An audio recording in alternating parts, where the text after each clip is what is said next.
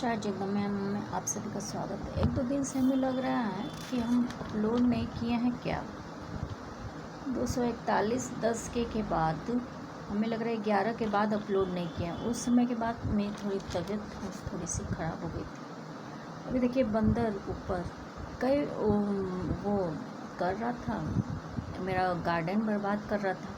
हम सो के सबसे पहले जाते हैं उन सब को पानी देने, 2 टाइम पानी देना पड़ता है क्योंकि धूल का बना हुआ है तो रेसिस्ट नहीं कर पाता है वाटर।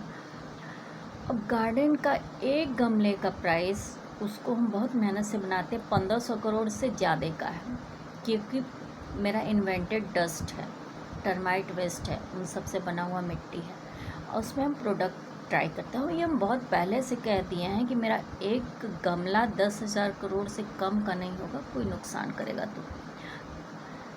उत्तर प्रदेश में इतनी बदतमीज़ी है कि 2019 से 2023 तक के गमले मेरे डिस्ट्रॉय हो गए थे। फिर 4 साल से हम धूल और टर्माइट वेस्ट और अदर चीज़ों से हम गमले बना रहे हैं। हम मिट्टी कहीं से ख़रीद नहीं पाते हैं तो धूल से इन्वेंट करके बनाते हैं। ये मेरा इन्वेंशन बहुत पुराना है।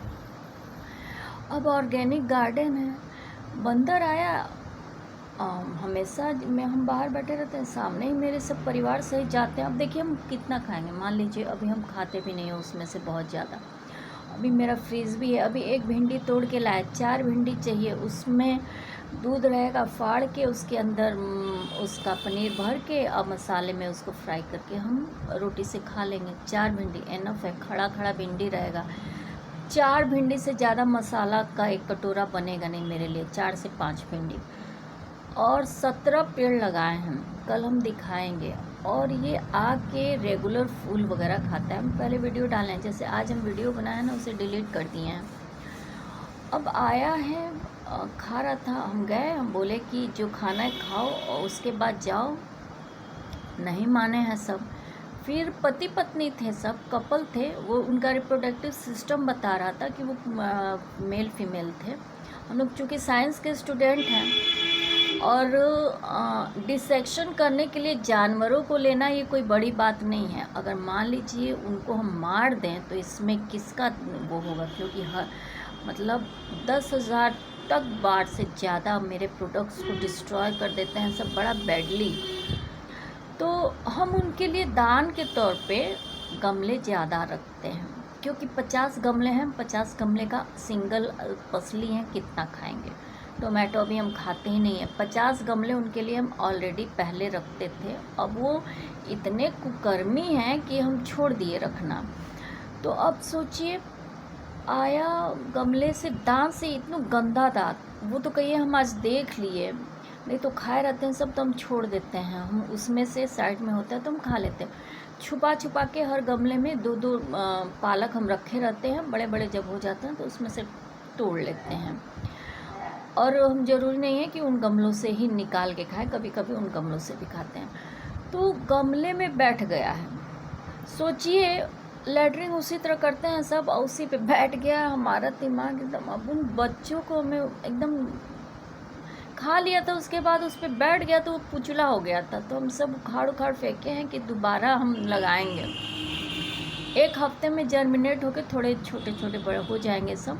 मेरे ही बनाए हुए बीज थे, मेरा ही गमला था, मेरा ही सॉइल था और हम पे अटैक कर रहे थे सब। समझिए कि इतने अब चूँकि हम एक बार हम मार के ऐसे किए, मेरा कंधा तो ठीक है नहीं, ऊपर से अभी सर में चोट लगा था बाथरूम में, हम गश लगा कि हमें चक्कर आ जाएगा। अभी भी प्रेशर ही है, 4 मिनट हो गए, हमें लगा दिख भी नहीं रहा। मतलब तब से जब से हम वो प्रेशर पड़ गया ना, तनाव पड़ गया उनसे, फिर हम एक वहाँ पे सीढ़ी के पास खड़े हो गए और उन सब की एक्टिविटी देख रहे थे। डांटे, गाली भी दिए, भगाए भी, इतना कुछ बोले कि भाग जाओ, इंसानों जैसा एक्टिविटीज़ कर रहे थे सब। लेकिन वो हम पे अटैक करने के लिए चांसेस देख रहे थे सब।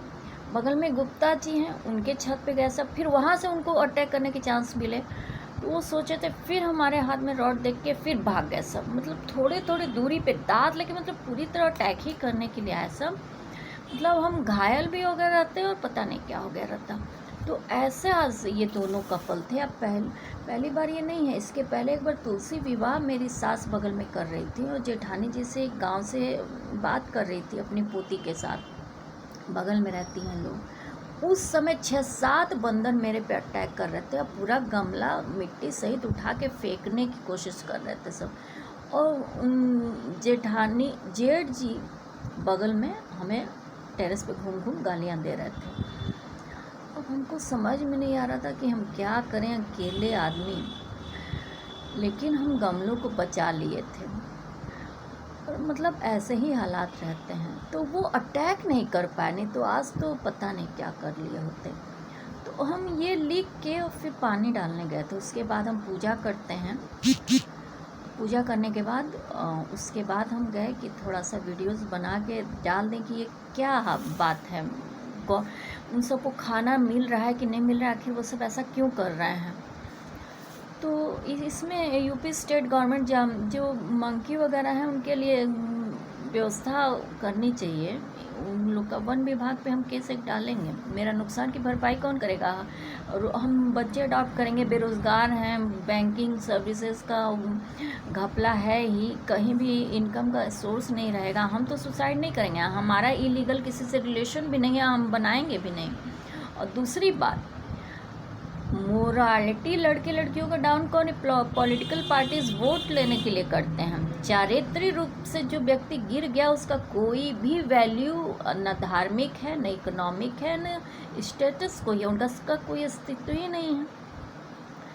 तो पता नहीं ऐसे लोग कैसे खुश रह पाते हैं इस तरह के। तो ध्यान दीजिएगा। मेरे पास भी एक चादर है, हमें लग रहा है दूसरा वीडियो में बनाना पड़े। मेरे पास भी एक चादर है, पैर आते उसमें पूरे हैं। मेरी लंबाई भी अब सीमित है। चादर मेरे साथी संगी है, वो दुख सुख में है साथ मेरे। यही लिख के हम उसके बाद थोड़ा सा रिलैक्स किए, फिर गए ऊपर तो देखे हम सोचे कि हट जाएंगे, सब हटे ही नहीं। वो दुख सुख में है साथ मेरे। हमें नहीं फिर अपने हालात से शिकायत है।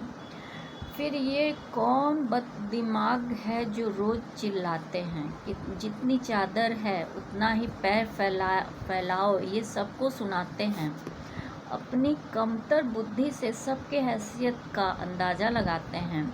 मेरे पास चादरें तो बहुत हैं, बस सीधे वार नहीं करते, इसी वजह से ये कतराते हैं। कौन इनको मेरी चादर का नाप दिया जो रोज़ ये मेरी लंबाई जचवाते हैं। बहुत फुर्सत में बैठे हैं शायद, इसलिए बहुत वक्त है मेरे चादर की नाप लेने की।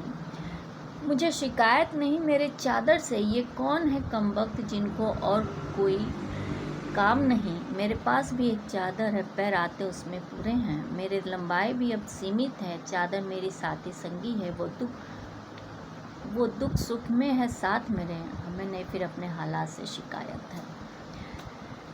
अब सोचिए, इसको लिख के, ये कविता है और कविता ब्लॉग तो मेरा काम कर नहीं रहा है, तो इसमें लिखे हैं तो सोचे अपलोड कर दें, फिर प्राइवेट कर देंगे और इस वीडियोस को हम कविता ब्लॉग पे जब मेरा एक्टिव हो जाएगा तो डाल देंगे। तो कई ब्लॉग्स मेरे 9-10 वो हैं, यूट्यूब चैनल को ही ब्लॉग बोल रहे हैं, वीडियो के अपने वो भी गड़बड़ है। तो ऐसे तो हालात चल रहे हैं। आज हम देख के बहुत थोड़ा सा ये सोचने में पड़ गए कि इंसानों का जानवरों का भी हालात बहुत सही नहीं है, और इस वजह से ही ये मौतें हो रही हैं। आप लोग देखे होंगे, अभी हाल में 10 लोग मथुरा में मरे, उनको बचाया जा सकता था, पानी बहुत ज़्यादा नहीं था, पता नहीं क्यों नहीं बचाया सब। राजकुमार जब मरा, एक लड़का जो बचाया जा सकता था, हम तो वहाँ जाके देखे नहीं, लेकिन वो जिस तरह हमें हालात सब वीडियोस पे बता रहे थे, बहुत आराम से बचाया जा सकता था। उसको मरने दिए सब, वहीं खड़ा होके मरने दिए सब, झूठे झूठे वीडियोस बनाए सब। इसी तरह जितने रेस्क्यू काम हुए, उनको ये डिसाइड किए कि कितने संख्या में लोग मरेंगे। मरने से पहले संख्या डिसाइड किए कि इतने लोग मर गए, और उसके बाद उनको बचाव किया ही नहीं गया, वो मर गए। चाहे वो डॉक्टर्स हों, चाहे वो पुलिस हो, चाहे एडमिनिस्ट्रेशन हो, चाहे पॉलिटिशियन हो। और इस बात को तो सबको एक्सेप्ट करना चाहिए, और कोर्ट भी कॉग्निजेंसी नहीं लेता। जिंदगी का जो सबसे पावरफुल ताकत था इंडिविजुअल राइट्स को, सोशल राइट्स तो कभी भी किसी के लिए, जो सोशलवाद है वो कभी भी किसी के लिए सही नहीं रहा है, क्योंकि इकट्ठा तो बुरे ही लोग एक साथ हो सकते हैं। कभी भी अच्छे लोगों का किसी से जल्दी पटता नहीं, अगर वो थोड़े से भी ठीक हैं और थोड़े से सच बोलते हैं। तो समाजवाद तो कभी भी सही नहीं रहा है। 10 मिनट का वीडियो हो जाए, इतना बड़ा हम शायरी ब्लॉग को हम कूड़ा कबाड़ा वाला ब्लॉग नहीं बना सकते। आइडियोलॉजी वाले जितने वीडियोज़ हैं सब प्राइवेट करेंगे। तो अब ये कविता है, अगर पसंद आए तो ज़रूर।